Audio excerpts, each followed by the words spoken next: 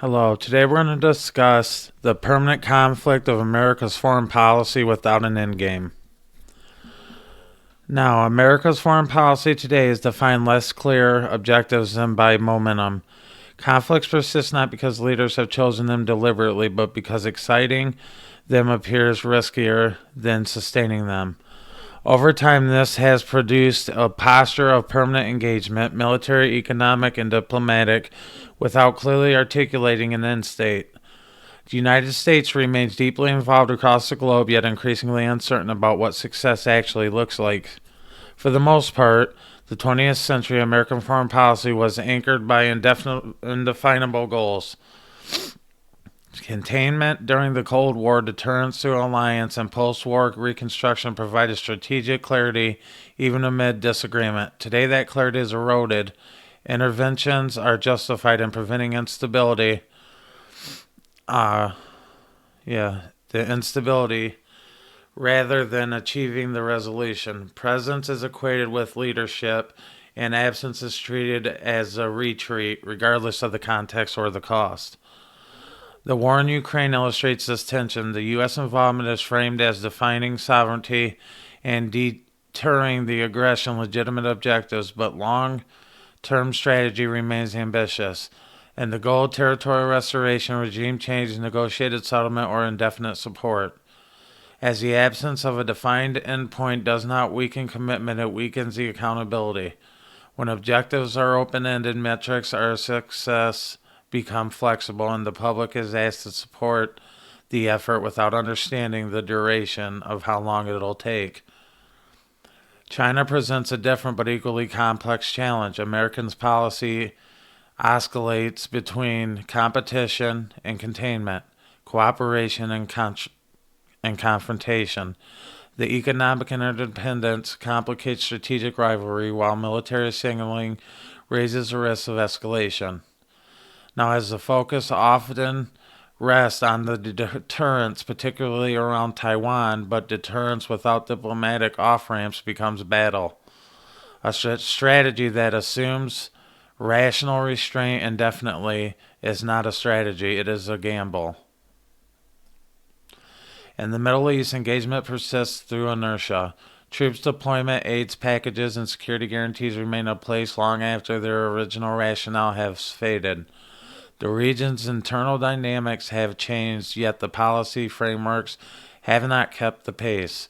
Rather than reassessing interests, the United States manages crises as they arise, reacting rather than shaping the outcomes. This reactive posture costumes resources while yielding and diminishing returns. A major driver of this pattern is institutional incentive.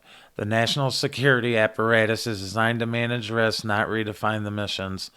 The bureaucracies optimize for continuity. Ending involvement creates uncertainty, sustaining it preserves budgets, roles, and relevance. This does not imply malice, but it does produce bias over time, and it costs questions, assumptions rises, and path of least resistance becomes the prominence. Alliances further complicate decisions. NATO's regional partnership and security agreements are foundational to U.S. influence, but they also constrain flexibility. Commitments made to go ago now operate in a different geopolitical environment. Reassessments are often portrayed as abandonment, discouraging honest debate. Yet alliances are stronger and the expectations are clear not when they are maintained through ambiguity. Domestic politics plays a role as well. The foreign policy debates are increasingly compressed into sound bites, and the nuance is risky. Acknowledging trade offs can be framed as a weakness. As a result, the leaders default to moral language, defending democracy, opposing tyranny while avoiding strategic specifics. Moral clarity has value, but without strategic grounding, it becomes a substitute for policy rather than a guide. As the economic dimension of foreign policy is often overlooked, sanctions, trade restrictions, and supply chain regiments are used as tools to stagecraft, sometimes effectively and sometimes indiscriminately. Sanctions can deter behavior but also reshape global markets and encourage alternative financial systems and impose costs of domestic consumers. Long-term consequences are rarely debated publicly, even though they are directly affected economic stability at home. There is also a question of military readiness. Sustained engagement strains personal equipment and morale. Readiness is not about funding, it is about focus. A force then across multiple theaters faces trade offs that are seldom acknowledged. Preparedness for some scenarios can come at exposure of another. Without the polarization, the strength becomes a diffuse. Public trust is a silent casualty of permanent conflict. When engagements lack clear purpose, support erodes. The citizens are asked to accept costs, financial, human, strategic, without a clear explanation of how the costs translate into security.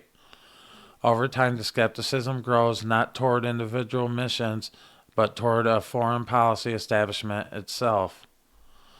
A sustainable foreign policy requires alignment between interests, values, and capabilities. That alignment begins as defining objectives honestly. Not every conflict threatens core national security. Not every instability requires American leadership. And strategic restraint is not isolationism, it is prioritization.